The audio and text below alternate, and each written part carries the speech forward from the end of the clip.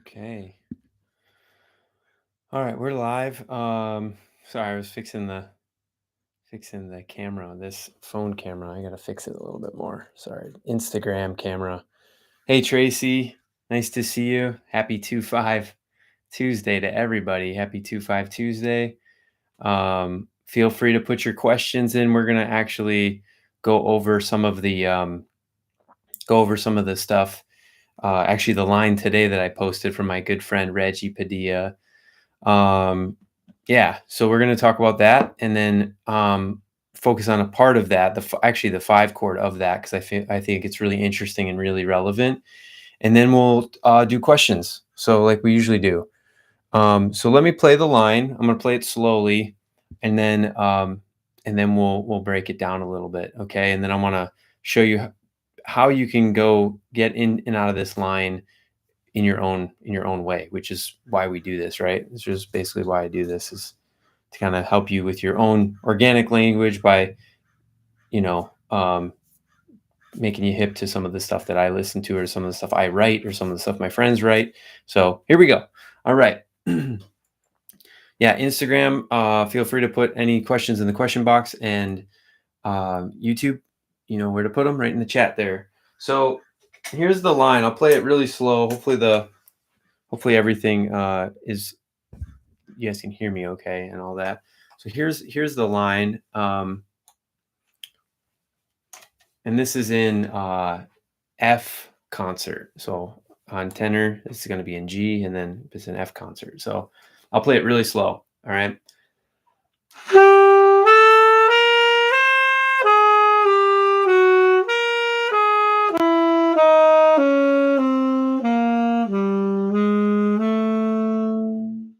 All right, so I just slurred all that really slowly. I'll play it again a little bit faster, maybe a little bit of articulation.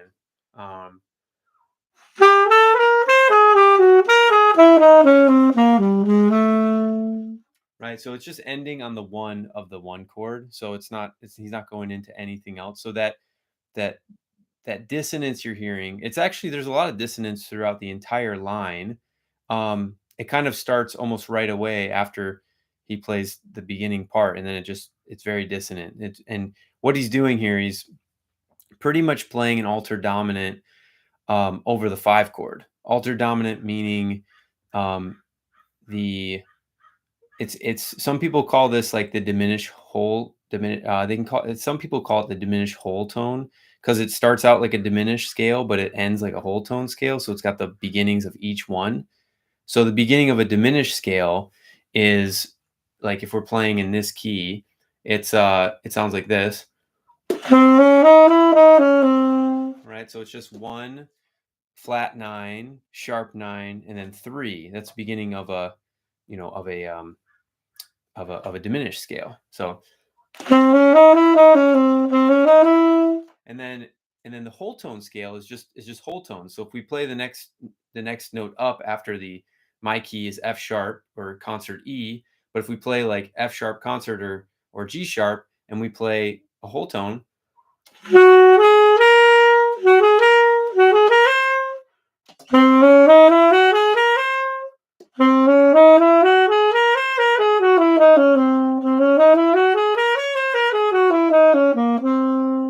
right? So altered dominant, right? I think it's like the 5th, or wait, no, it's like the 7th mode of the melodic minor.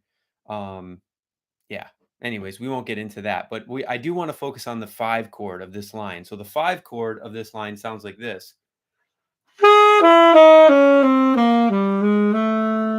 So he's going ba da da da. That's classic bebop language right there. That is using a sharp 9 flat 9. So he's starting on the sharp 5 or the flat 13, however you want to think of that. So it's either the flat 13 or flat 6 is the same thing as the sharp 5. So he's starting on that to descend. And it's just a descending line. So he's going, that's that. He's going sharp 5, then he's going to 3, and then he's using that flat 9, that sharp 9 flat 9 sound. And then he's going to the 1. right? So you could end it there if you wanted to, but he keeps going, and he's going to play flat 7, and then he's going to do a nice little approach to the third of the 1 chord. So listen for that.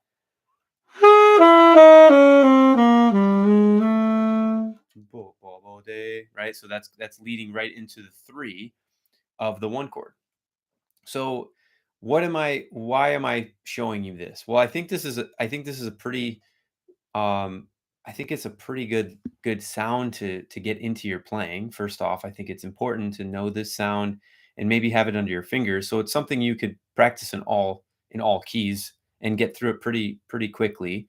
So if you just thought about a dominant chord, so like right there, I'm thinking, okay, that's my D7, that's concert C7, and I'm playing this, and I'm going to G major, but it's going to F major concert, right? Right? So I'm like, okay, I like that sound. Let me go ahead and explore that sound. Let me maybe learn it in another key. So if I go down a whole step, now I'm playing it in B flat concert, but remember we're going on the 5 chord. So I'm thinking F7 to B flat major, right? So how about this?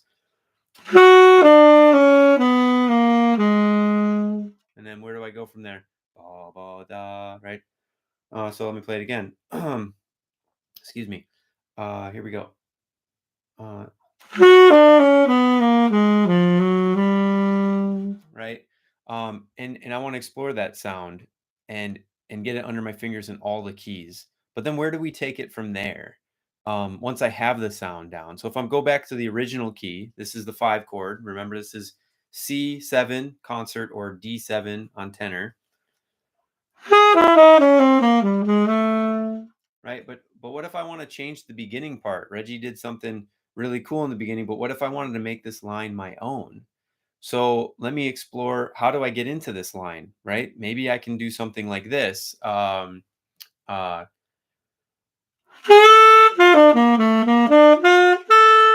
sorry. What am I doing here? Okay, all right, I got it.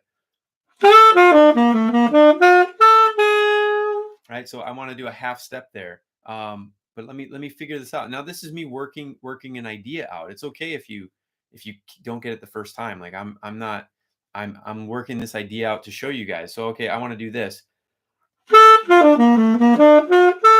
So I want to do something like that, but I want to resolve the half step. So maybe I go like this. Right. So now I got it. Now I'm going to do the rest of the line.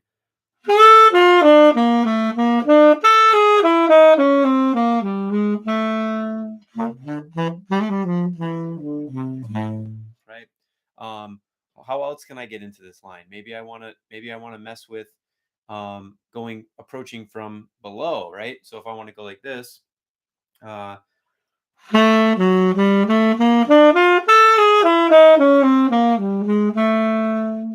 right? Maybe that works, right?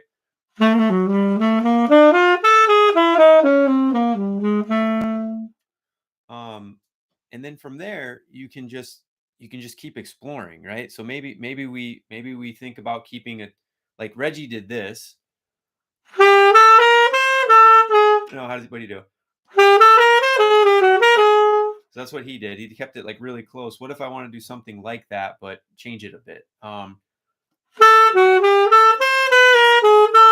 Something like that. Yeah, something like that. That'll work.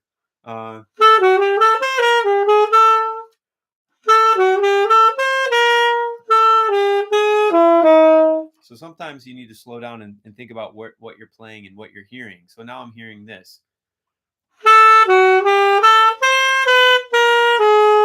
No, not that. It's bad, dude, but I'm just going to go down chromatically from there.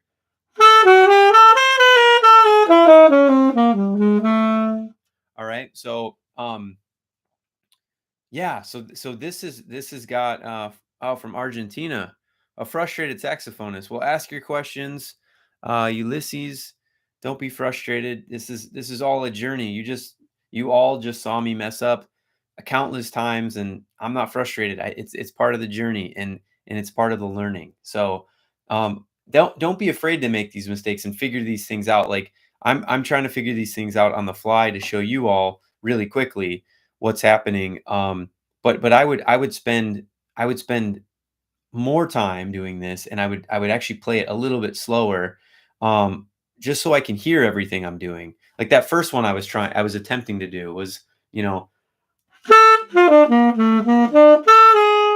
right? I couldn't get that quite in my head, but now I hear it, you know. Right? That's a cool one. So once I hear it, like I'm like, oh, okay, I know where to resolve, how to resolve. I'm gonna get quicker at this. I'm gonna let let my different let the different knowledge that I already have and the ears that I'm trying to build, like let that go ahead and take me, and figure out like how I can make this line my own. I don't hear like the stuff that Reggie was playing in the beginning there. This one, sorry, I don't. That's not something that resonates with me, like with my playing or my ears. Like that's a more advanced kind of sound that I'm not hearing yet. And Reggie played this on piano, so maybe his ears work a little differently when he plays piano versus plays saxophone. So I don't know. I will have to ask Reg about it, but like I said, I like the middle part of it. That sound is really important to grasp. You have the alterations. You have that flat 13 or the sharp 5. You have the sharp 9 flat 9 sound, and then you have all the other important um, you have all the other important chord tones in there, right? You got your third, you got your seventh, and you have the root too. So it's kind of a nice flowing line that leads you right into the third of the one chord, and then you can do whatever you want from there. Um, yeah. Any questions on that? Please, I'll take a second here to let you guys type any questions, or I don't see any questions. Let me see. I'll scroll back up. Sorry, there was a lot going on when I was talking your guys' ear off. But I don't think there were any questions. So please feel free to ask any questions. Just all I saw was a comment about a frustrated saxophonist from Argentina. Well, thank you for joining me from Argentina. That is awesome. I don't know if I don't if well people might have tuned in from Argentina, but they haven't said hello. I don't think. Um, yeah, please feel free to ask any questions about this line or clarify anything else. Hey, do you guys like this this mug here? It's pretty cool, right? I'm thinking about doing a raffle for a positively progressing really nice mug. I just have water in here. I use it for water, but if you guys dig something like this, I'd love to start doing some raffles on some Boston Sack Shop gear or stuff like this. I have some merch, for sale and some stickers and stuff. So yeah, anytime. If you guys are into this stuff, let me know. I'll totally we'll do like some kind of raffle, something where you could just join for free and win something. That'd be fun.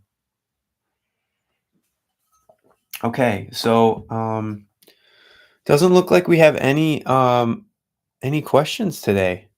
So yeah, this will be a short one. Yeah, well, thank you for joining me. It's either way, I'm happy to have whoever comes, and no questions are fine too. So thank you so much for hanging out. Oh, hold on, here we go. We have a question from Kirk Report. Kirk Report or Kirk Rapport. Hi Chris. Sometimes this is what it says. Hi Chris. Sometimes I feel like if I never see another major seven chord again, it will be too soon. Ever feel the same? Hmm. You don't like I'm guessing you don't like major 7 chords? I actually really like major 7 chords.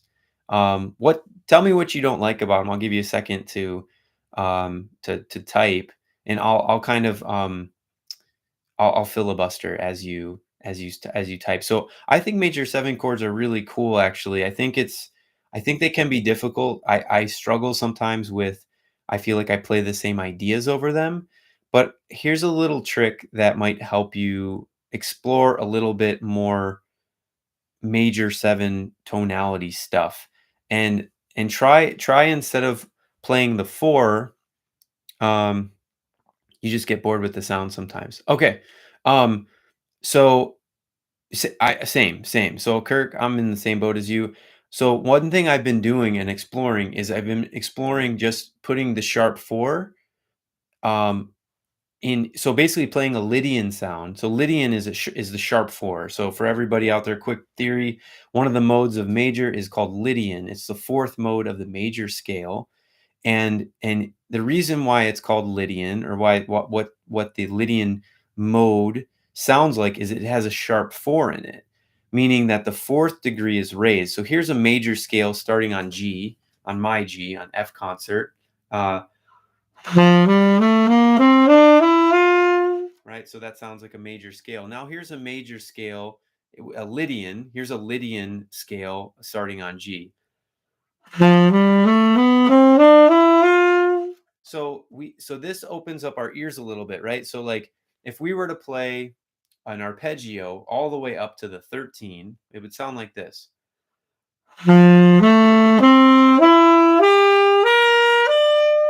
Right? So that 11 is just kind of like blah. You know, it's not a note you're going to really emphasize much, but if you make the 11 a sharp, like you raise the 4, or it's called a sharp 11, then it sounds like this, right? Instead of this sound. All right.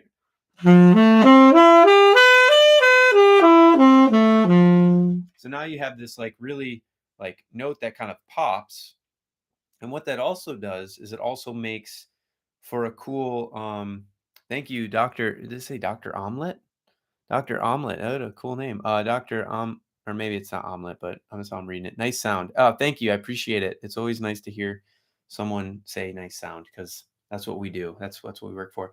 What that sharp 11 does now, it allows you to explore that C sharp. All right, on my horn, it's C sharps. But what it does is if I take the 9th, the sharp 11, and the 13, now I have a major triad. I have an A major triad on tenor, a G major concert. So now we can do stuff like that would sound different, right? Oh, okay, you're a guitar player. Okay, cool. So yeah, you can do tons of stuff on guitar. I'm sure like you could probably voice a chord and then play some of these ideas over it. So you could do something where you're just playing, let's say I'm playing 1 and 3, and then I'm playing 2, and then that sharp 4, and you could do like, I wish I had like a little piano right here, play some chords, but you could play this sound, right? Right, that's giving you guys a tonal reference, and you could do stuff like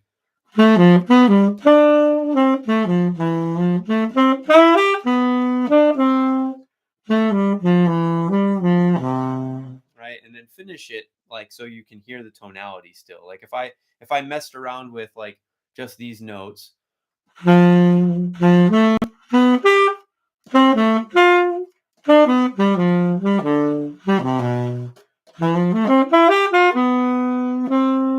I might hang out on that C sharp for a bit, or that sharp 11. Right, but I'm still going to try to end on that tonality so I can give my ears a resolution point. Now, if I had the ability to do it, I would have like a sustained chord of that major tonality that you could all hear, and then mess around with that. Like if I had I could probably play a drone or something, but you guys probably don't want to hear that. So the point being is, you try adding a sharp 11 to your major tonalities. Get it into your ear. It's going to feel a little bit funky. Here, let me see if I can just play one bar of something. Let me see, how can I do this? Sorry for the waiting. I wasn't expecting. Okay, so if I played just this is like, it's gonna be. I wouldn't even care if this is like in time. I wish I could take the time away. But here's something here. I'll play this. Let me see here. So same tonality we were just doing, and exploring just this sound with the sharp 11. So maybe I play the arpeggio right away. Here we go. Okay, hopefully you can all hear this. So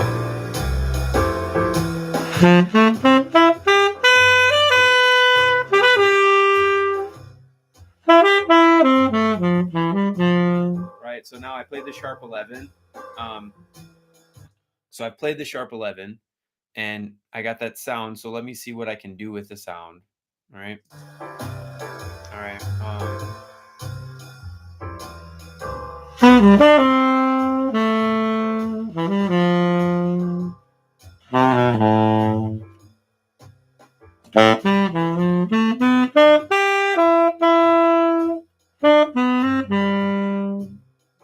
Let me let me now go back to playing, being able to play with the natural 11. So I'll mix and match them both so I can hear both sounds.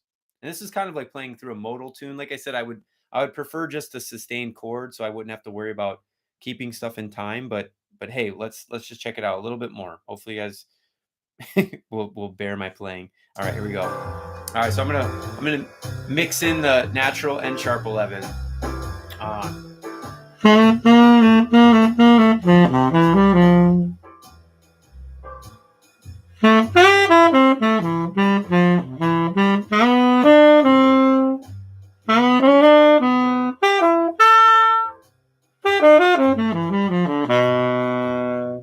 That's sitting on the sharp 11 there, right?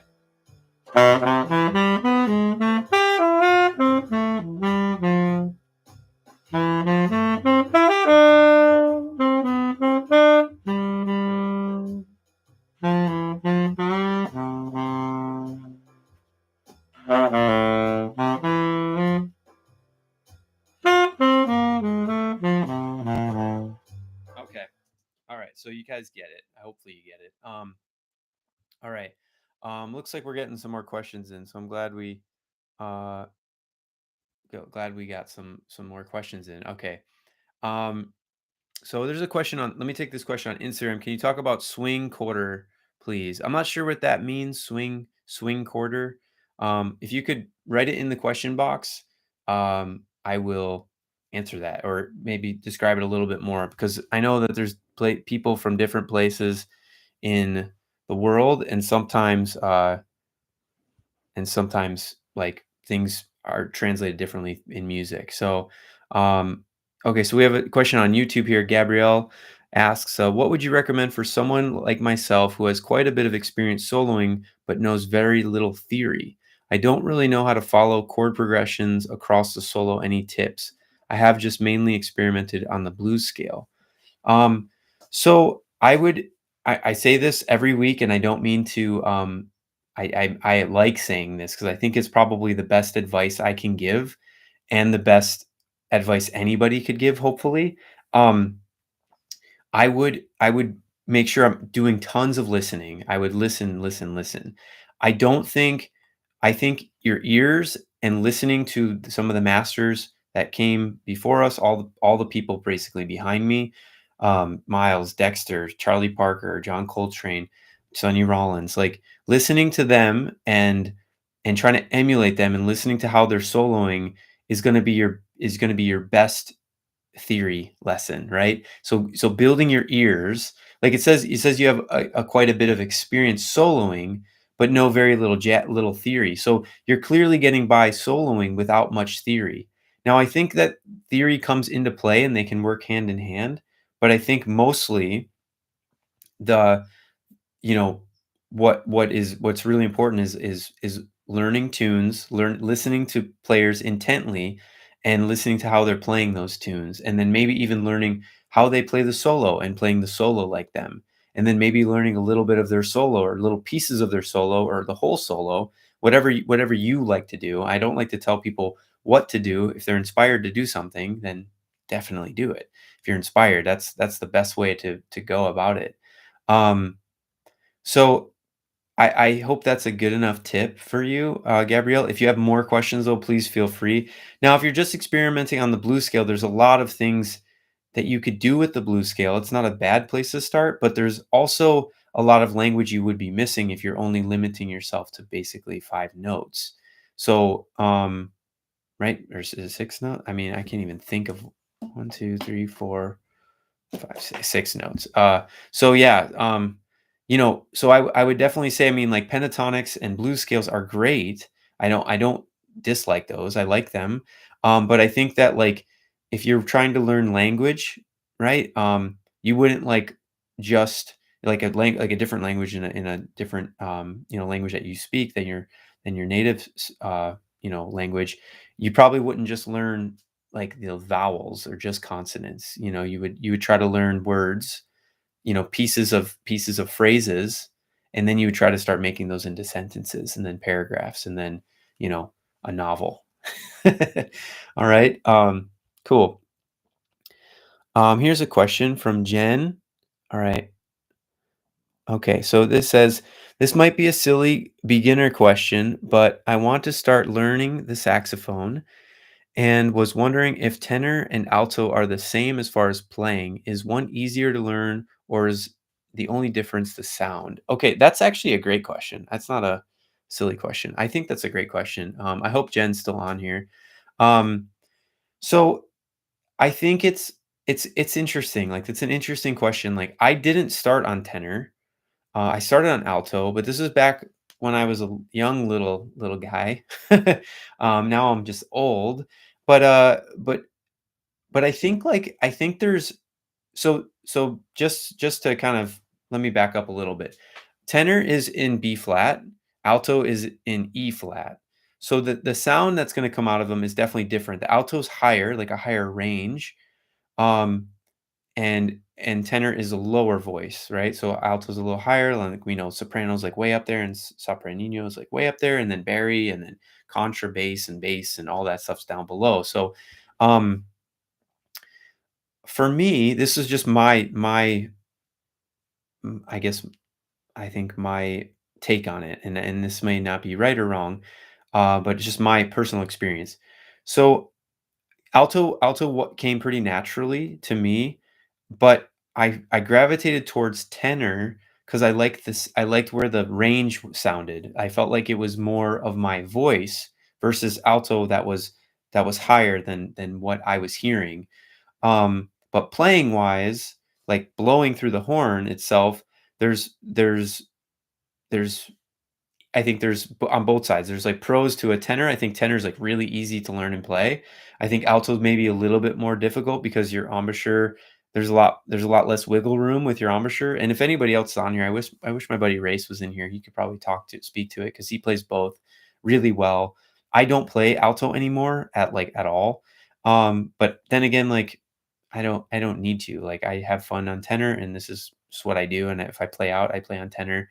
I had a soprano before, which is also in B flat, and I actually liked the soprano voice. I just like I tend to go for B flat tonality versus E flat. I'm not sure, but there's great players playing on both. One of the greatest that did both was Sonny Stitt, right? He played amazing alto and amazing tenor.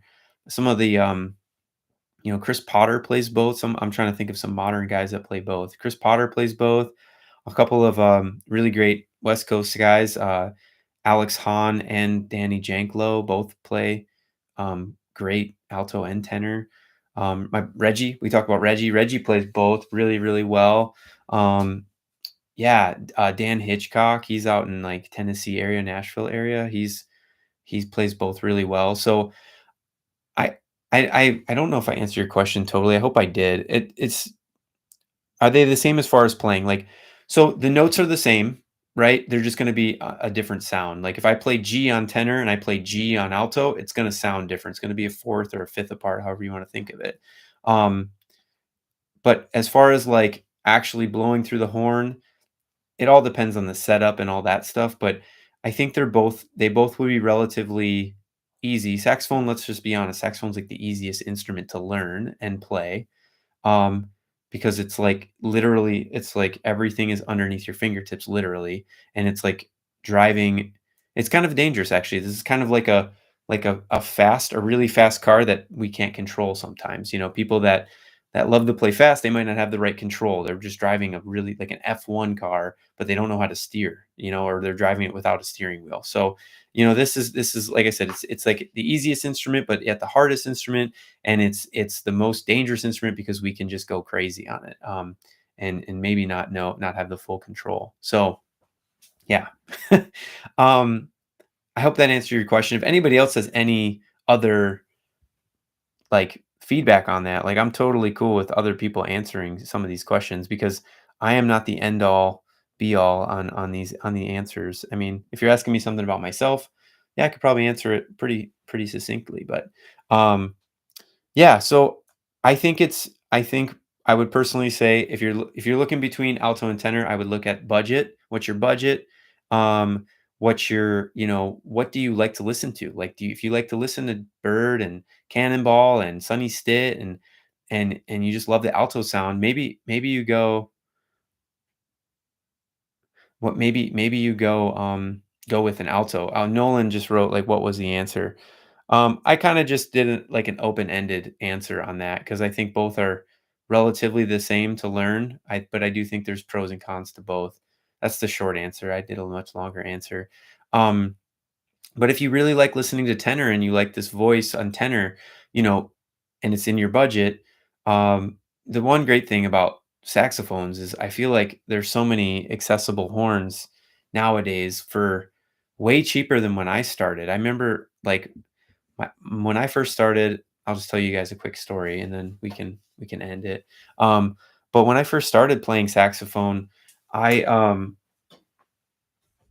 I started with like a rental horn, like a Bundy, and then and it was cool. Like it was, I think it was, Bundys are actually pretty decent, you know, starter horns.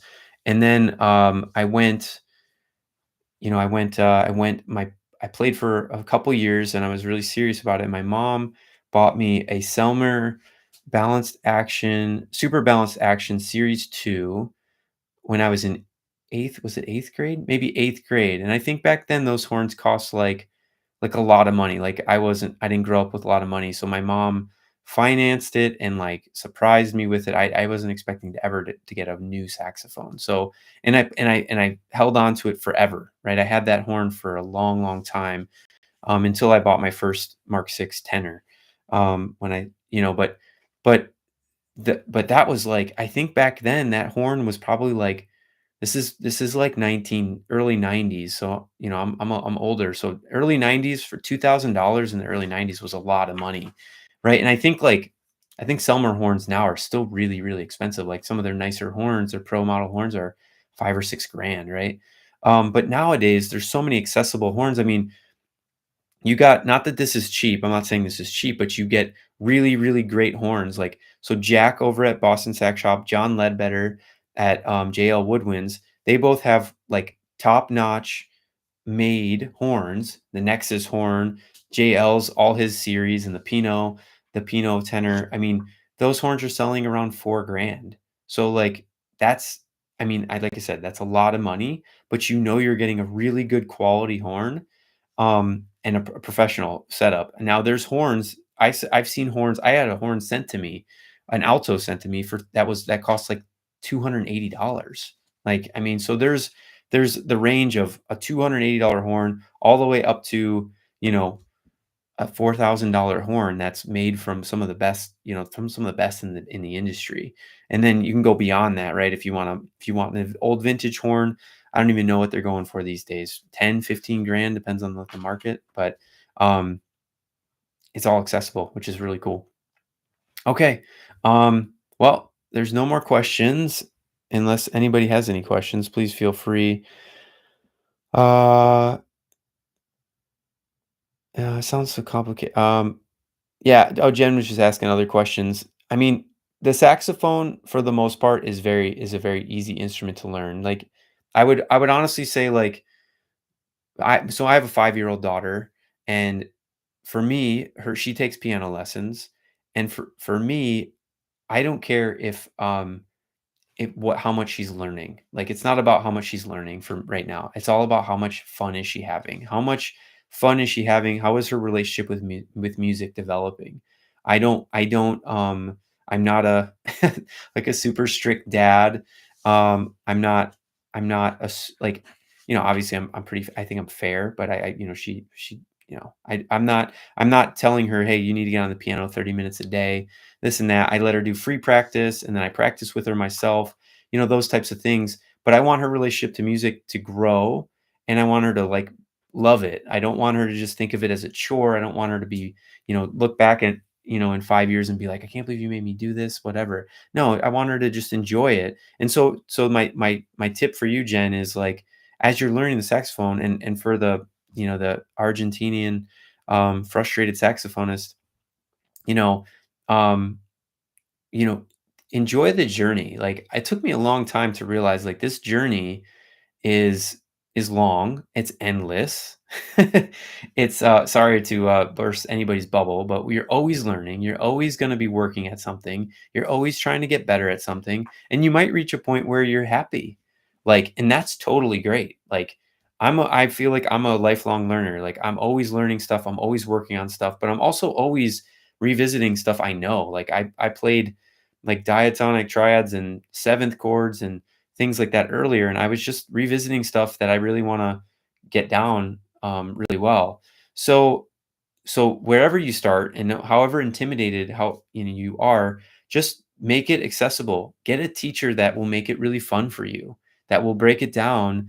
Like, that's what I did with Quinn, my daughter. Like, she's got a teacher who makes it super fun, and that's what matters. Like, he has so much fun with her. She has so much fun with him. She looks forward to the lessons every week.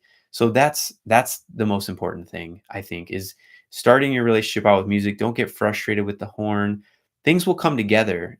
I learned ukulele when Quinn was a little baby, because I couldn't play the saxophone as much because it was loud.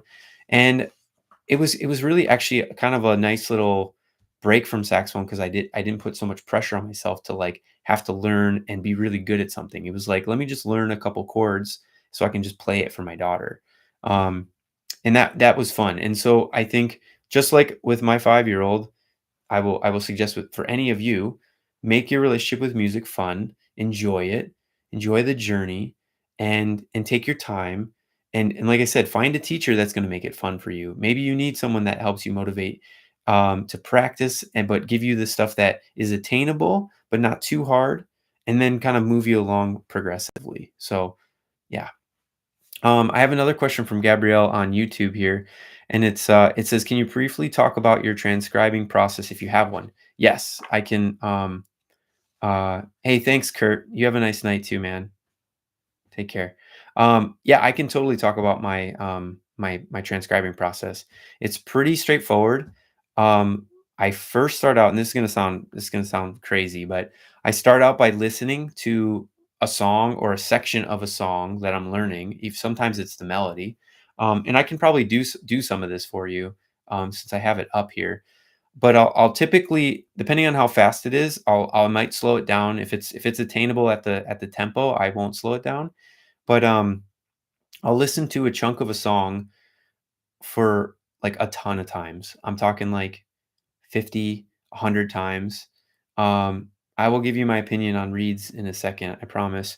Uh, so I will listen to a song a lot, and then I will just listen, just absorb it, absorb it, absorb it, and then I will try to sing it. So let me show you. I'm gonna go. So I'm learning. I think I talked about this a little bit last week, and this is, Walter Smith. And I don't know how, like, what's it called, copyright rules work. So I'm not going to play a ton of this, but I'm going to play you a little bit of this. Greetings, how you doing? Thanks. Um, so I won't play a ton of this, but I'll just kind of briefly show you here. And this is the melody. So he starts out with the melody, like it's like the last 8 bars of the tune. So here's what it sounds like.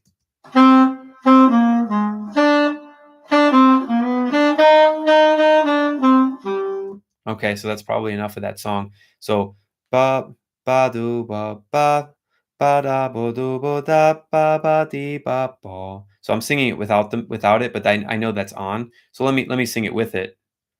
Ba ba da bo ba da bo do bo ba dee ba bo. Right? So that was pretty on. And then what I'll do, and then I would sing, like, longer chunk than that. I would sing a longer chunk, and then I would play it. So, like, um and then so let me play it. Right.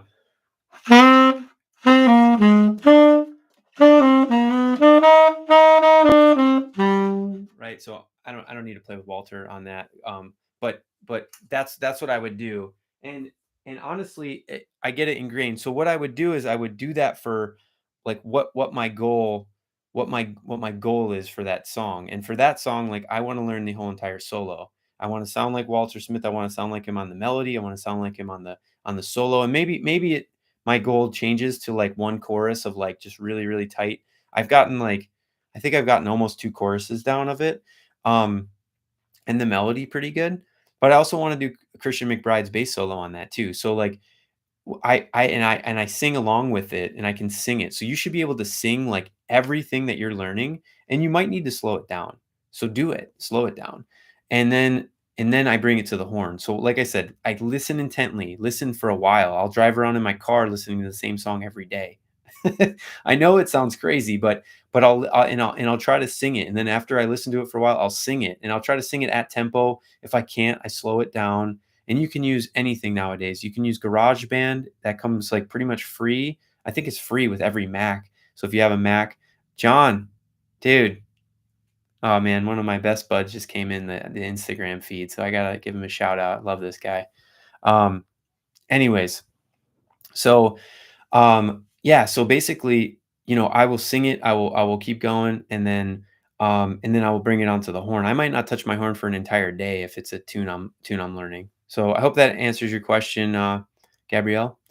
And okay, so LWNCE, maybe Lawrence, but LWNCE on YouTube asks me opinion on Diadario reads. So it's funny that you asked this, like, because I was just having a conversation with my tech today, and well, we got kind of nerd out on reads a bit, but I am straight up like I am a Boston Sax read and I'm not endorsed by them. I don't get any type of money or funding from them, but I am an endorser of Boston Sax Shop reads.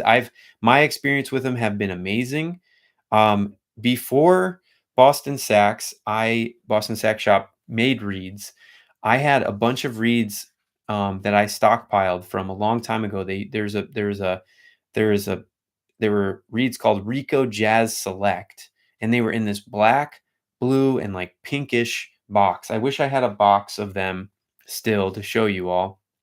And I'm pretty sure Diadario's taken that over, and I think they make the select reads now, but they're not the same. Like these Rico Jazz Selects were by far the best reads like ever created before Boston Sax was even around. And they don't make them anymore. So I know you're saying you've seen Ricos. Ricos, they do have Ricos. They have like the orange box, which some people love. But no, the Rico Jazz Selects, not by Diadario. I think Diadario like bought them and started making them. But the old Rico Jazz Selects, they came in like small, medium, and or soft, medium, and hard. And you could get like twos, threes, and you could get soft, medium, hard. You get fours that are like soft, medium. So they had like three um they had three different sizes for each, number, which is pretty cool. Like typically there's like, half sizing. So yeah, Lawrence says, or LWNCE says, I'm currently using Van Doren Reds, but I'm thinking of switching. Um, I don't know what other reeds cost. Boston Sack Shop, if you get 5 reeds, it's like 27.99, and then there's tons of 10% off coupons out there you could use. I'm pretty sure you can use Pinot for Lucas Pinot's 10% off. You can use Sammy G for Sam Greenfields. You can use Yes Sir. I think that's Nathan Saxologics. So you can always get a little bit off, 10% off. Whoever you want to. Devlin, I think Ryan Devlin's got a promo code. Dave Pollock has a promo code now. So there's 10% off. You can get 10% off of everything at the store, just depending on what endorser, what Boston Sax Shop, you know, whatever they're called, endorser, I guess it's called, but ambassador, that's the word I'm looking for. Whatever Boston Sax ambassador you want to use. So I don't know what other reeds cost, to be honest with you. I just usually buy them and then oh, cool. You used to get lessons from Nathan. Nice. Nathan's awesome, dude. Me and Nathan go way back. We're buds, just YouTube buds, and hopefully he'll come out and visit someday, and we can do one of these live sessions together. But he's a busy guy these days. So, um, Gabrielle says she really enjoys the Boston Sax Shop reads. Their price is pretty standard. Okay, good to know. Yeah, I don't really know prices of reads. Like I said, I'm more of a person that like once I find something that works, I'm just gonna stick with it, and I really don't usually change. The only thing I've changed is I've tried different sizing of the reeds. So I have 2s, 2.5s, and 3s, and I just been messing around with the different sizing to see how I like the resistance and stuff. So, um, yeah, but I mean, I've heard great stuff about Van Doren. Like I used to use the Van Doren ZZ reeds. I think it's like a green box, and then the V16s. So, okay, Jen's phone is dying. You're so welcome for all the advice, and thank you so much for coming in and giving a question and tuning in. I really appreciate all the support. I think we're all set. There's no other questions um, or comments, so I think we'll call it for the night. It's been 45 minutes, so not as long as last week. I think we went like 80 minutes last week. Holy moly, you guys must have been sick of my voice. Right on. Okay. Well, I will see you all next week. This is week 30, by the way, which is pretty awesome. Um, and yeah, so 30 weeks in that we're cruising. I think that's I don't know what that is. That's like almost 7 months of this, which is cool. I will be here next week for sure.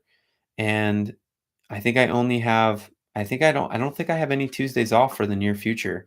So hopefully I'll start bringing some guests in and we'll start having some fun. I have a couple games in mind if you guys want to do some games, but we'll see how it goes.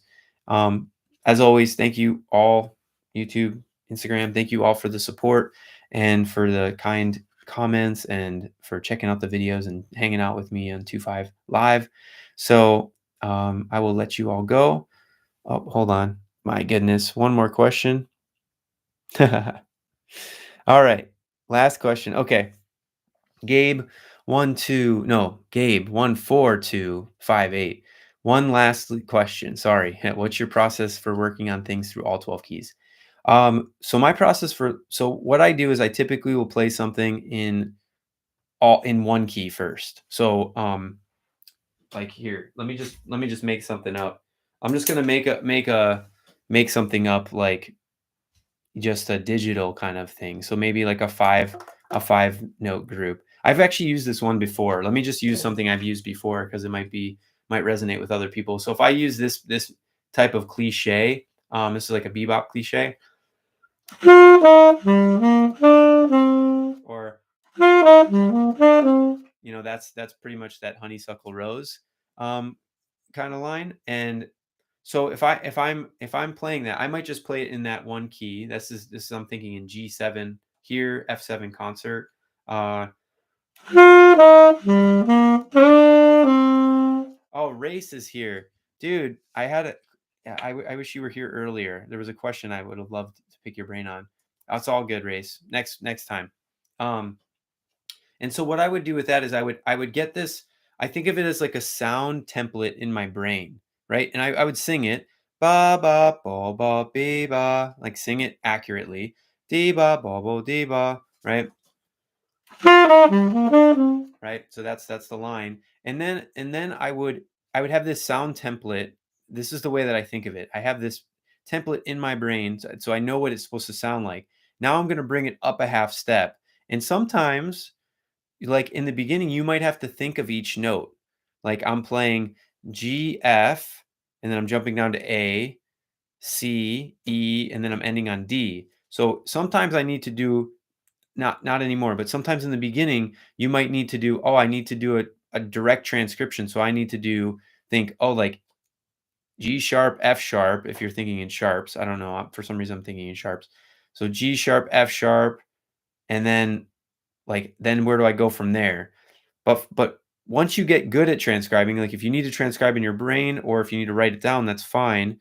But you'll get this certain sound. You'll get this sound template. So if I play this and go up a half step and then go up another half step, and this time I'm going to make a mistake. Wow, that didn't sound right. Oh, that didn't sound right either, right? Okay, there it is, right? So like you have this template in your brain of like what this sound is supposed to sound like. And this can be for anything, right? Like you could do anything. or no, right? And then you have that sound template in your brain, and then you're transcribing or transposing that into different keys.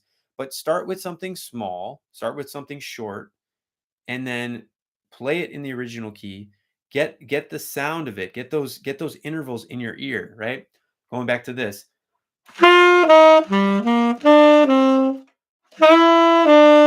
And I might do that, and I might go ba ba ba ba be ba and check it. Ba da ba ba be ba. I can't sing that low. Right, and then I might give myself a note too. Like I'll play this note up here. Ba be ba ba ba dee da. Right, so now I'm testing how well I know this and transcribe it.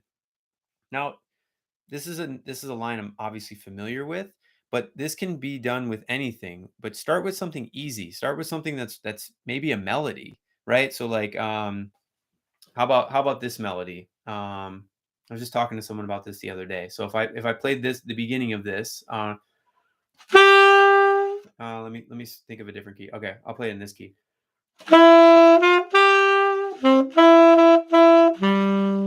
Right, that's my shining hour. All right, now I want to play it. Yeah, whoever wants to type a key in, I just played it in C concert.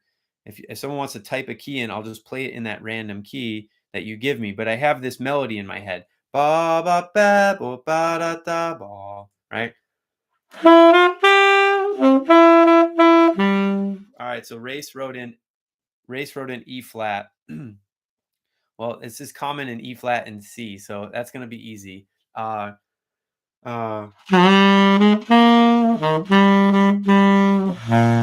those are the two main keys this is played in. But I have that melody in my head. So if I were to pick pick a random key, Race, like not the standard keys. You were trying to be nice. You are too nice. You're too nice of a guy. If you're not tuning in on YouTube, you're missing out on all the fun with Race. But now I'm gonna put you put B. Okay. So B concert. Okay. B concert.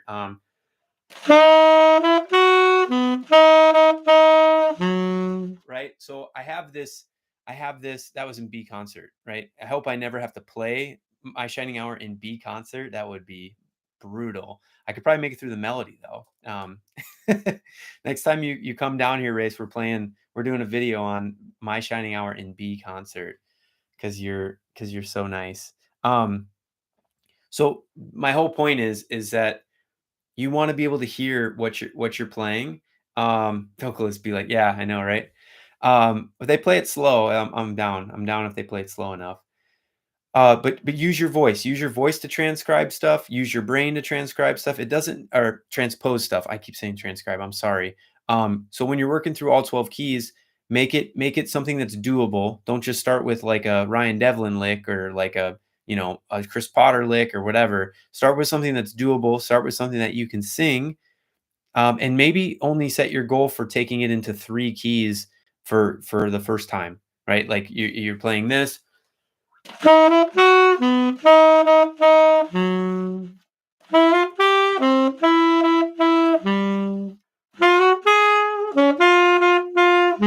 Okay, I'm done. I did three keys, right? Um, so maybe give yourself some parameters so you're not like you don't feel like, oh, if I don't get through all 12 keys, I'm a failure at life. You just take your time getting through what you need to get through. And like I said, I've said this before, if you do four keys a day or three keys a day, you're done with it in 3 or 4 days. Like it's all good. Um, Hope that helps, Gabe. Thanks for the question. Um, yeah, hopefully that helps. Any other questions before we take off? Thank you all so much again for joining me. I know I've said that once before, but I do appreciate all your support and hanging out Tuesdays and checking out all the other stuff. So right on, Gabe. Hey, let's see. Send me a video of you taking stuff through all the different keys. Like maybe take something through 6 keys. You know, it's kind of fun to think about taking things through keys like in a certain order. Like if you did it in half steps, you'd hit all 12 keys. If you did it in whole steps, you go through 6 keys and then you have to hit the other 6, like go up or down a half step from where you started. If you do it in minor thirds, you get 4 keys. If you do it in major thirds, you get 3 keys. If you do it in tritones, you get 2 keys. So it's kind of fun to change up the way you practice things. So you hit different keys in a different order. So that's kind of fun. Like if you were to play the beginning of My Shining Hour in like minor thirds, it would be cool because you could do something like, uh and then we'll go down, I guess. Or we'll go up. Yeah, we'll go up. Up again, another minor third. Did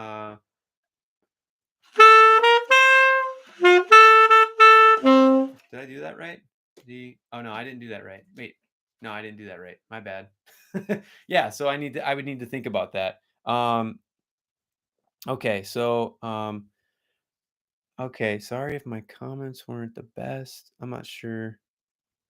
Okay, so Gabe was saying I was thinking of getting the blues through all 12 keys this summer so I can maybe do a blues head at first. Yeah, you could do like tenor madness or something. That's a great I have a student who did tenor madness in like in a couple keys, and I think that's a really great way to do it. Uh so for instance, like if you were to, you don't even actually need to learn a blues head in all 12 keys. Like you can learn it in a couple keys. I think I've heard like Michael Brecker used to just go like up and down a half step, maybe learn stuff in 2 or 3 or 4 keys.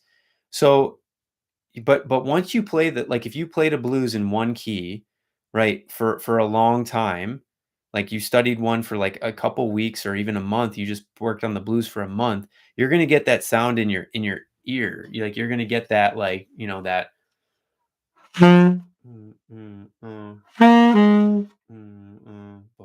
and then like you're gonna get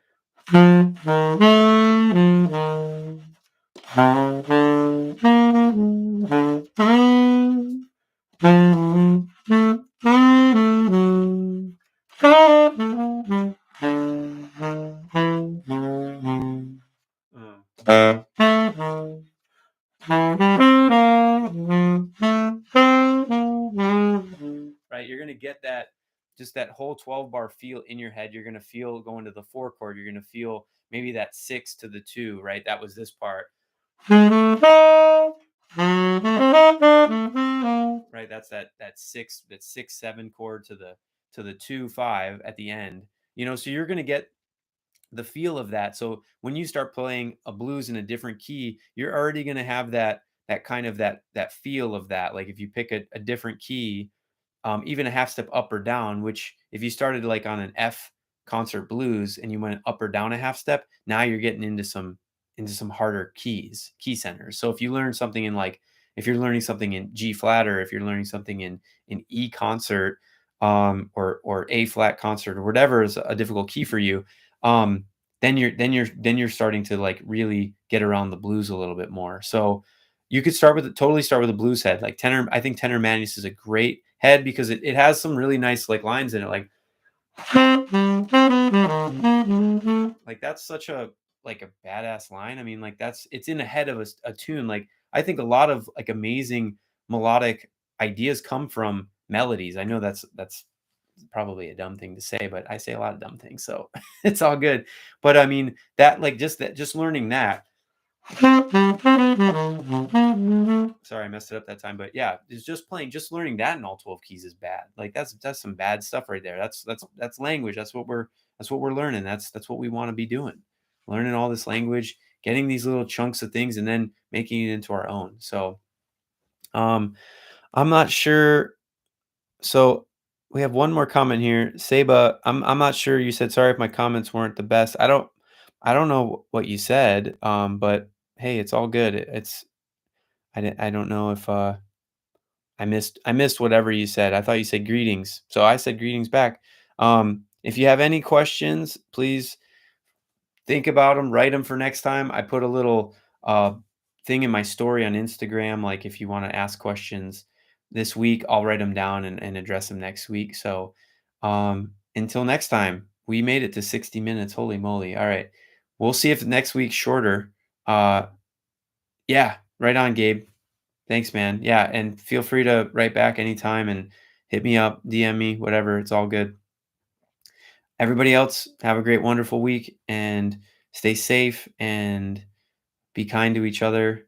I won't preach too much on here, but just yeah, send some positivity out in the world. I think we need a little bit more of it. So as always, always positive, always progressing.